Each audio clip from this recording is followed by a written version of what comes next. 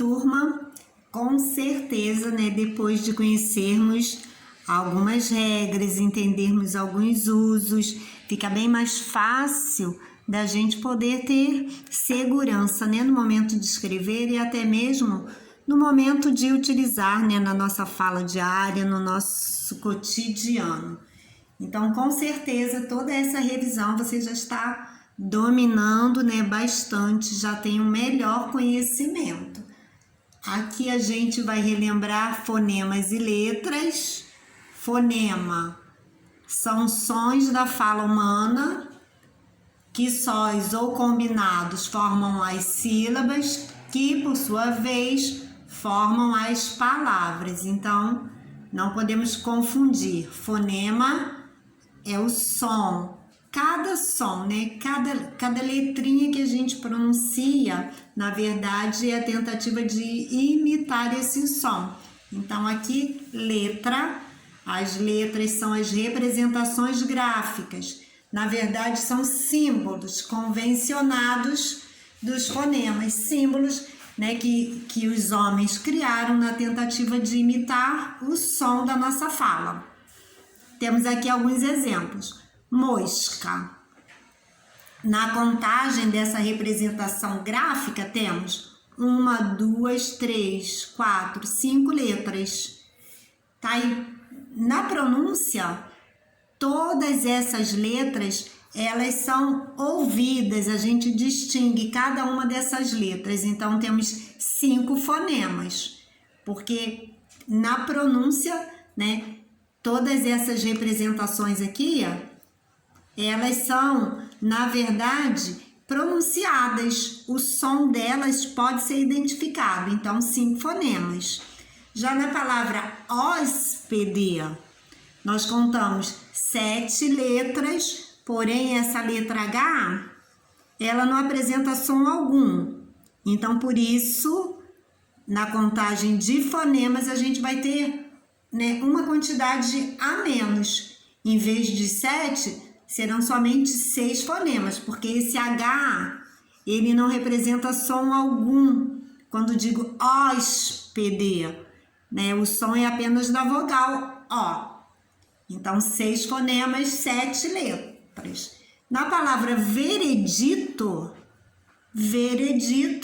né, eu pronuncio sem aqui, olha, esse C mudo. Então, na contagem, eu conto 9 letras, mas eu tenho menos sons. Então, eu conto apenas 8 fonemas, porque na pronúncia eu digo veredito. Em relação à tonicidade, a gente tem a classificação da seguinte forma.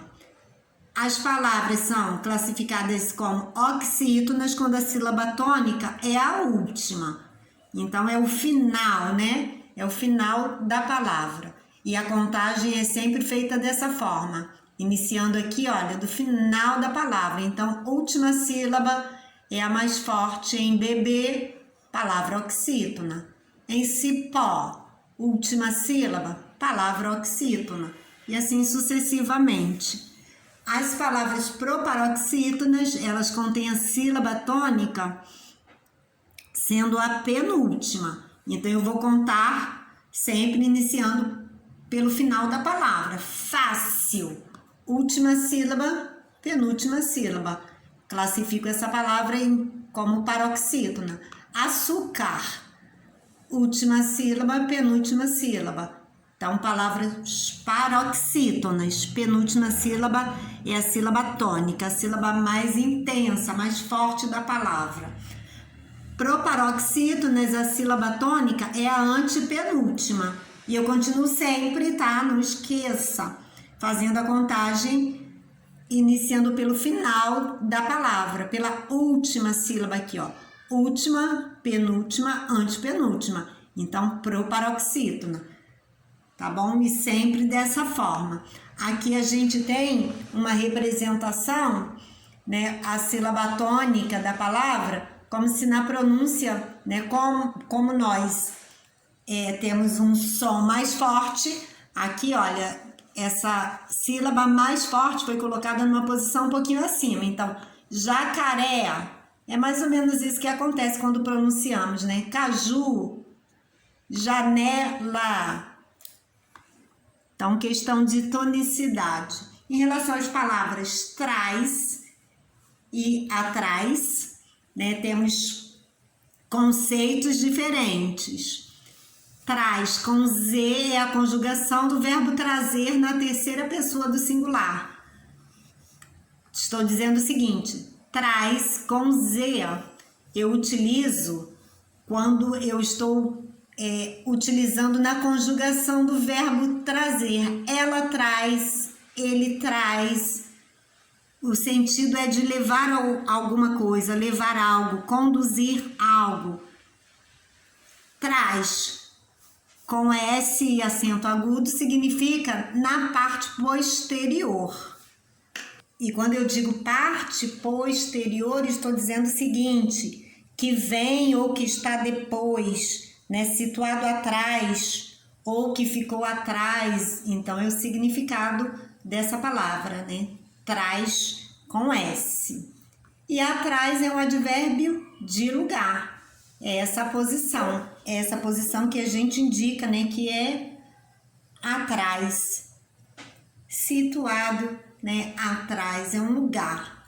Aqui a gente tem alguns exemplos. Minha mãe sempre traz uma surpresa.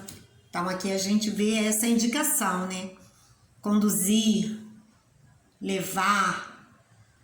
A criança estava sentada no banco de trás. Então a gente percebe, olha, na parte posterior.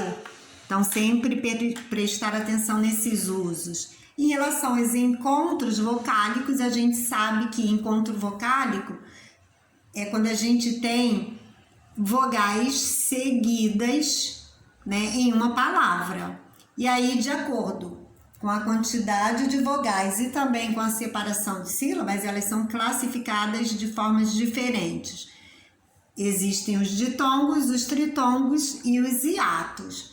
O ditongo, quando uma vogal e uma semivogal ficam juntas na mesma sílaba. Tá? E aí temos vários exemplos. Sempre, né, vogal e semivogal ficarão juntas. Apenas duas, né, duas vogais, a menos intensa na hora da pronúncia, vai ser chamada semivogal. A que a gente pronuncia de forma mais forte, a gente vai chamar vogal. E aí, ditongo, né? Essas duas vogais, uma chamada vogal e a outra semivogal, e as duas vão ficar na mesma sílaba. Tritongo é o encontro de semivogal mais semivogal. E as três ficam na mesma sílaba no momento da separação silábica. E hiato, quando vogais se separam e ficam em sílabas diferentes. Então, tem vogais seguidas na palavra, mas no momento da separação de sílabas, elas vão ficar em sílabas diferentes. Elas ficam separadas. Dígrafo é quando temos a combinação de duas letras que representam apenas um som. E aí nós temos, né, várias combinações desse tipo. LH, NH, CH, RR, SS, QU, GU, né? O importante é observar o seguinte, tenho duas letras que representam apenas um som. Nesses casos é que teremos o chamado dígrafo. A gente pode ter dígrafos inseparáveis e também dígrafos separáveis. No caso, CH, LH, na hora de fazer a separação silábica, alguns grupos de dígrafos ficarão juntos, numa mesma sílaba. Outros ficarão separados, né? Cada um segue para uma sílaba diferente.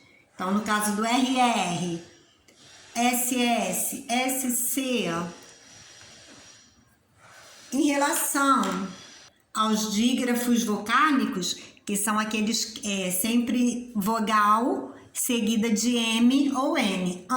Em, in, né? Esses sons também, eles são representados com a vogal seguida de M ou N, mas nós somente pronunciamos a vogal, então são chamados dígrafos também e ficarão sempre juntos, numa mesma sílaba. Temos aqui a palavra afim, né? Pode ser escrita junto e aí representa a ideia de semelhante. Afim, quando escrevo separado, é porque o sentido que eu quero dar a esse termo, a esse uso, é com o intuito de, com o desejo de. Então, aqui, o livro que estou lendo é de tema afim ao seu. Escrevo junto, porque o sentido que eu quero dar é o seguinte: aqui, olha, de tema semelhante ao seu. Estou a fim de fazer um lanche no McDonald's. Estou com o intuito, né, com a vontade, com o desejo. Então, a fim separado. Você tem também correção, né, das atividades no seu caderno. Tá? Faça toda a correção com bastante atenção. E aqui a seguir, a gente tem também a correção da revisão de história. Então, faça também essa correção com bastante atenção. Né? Qual a origem do nome sambaqui? Essa palavra é de origem tupi. Tamba significa conchas e qui significa amontoado.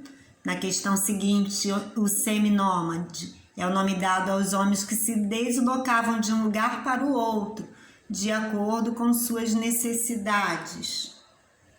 E aqui a gente vai finalizando a nossa correção. Muito capricho e muita atenção, um abraço e até a próxima aula.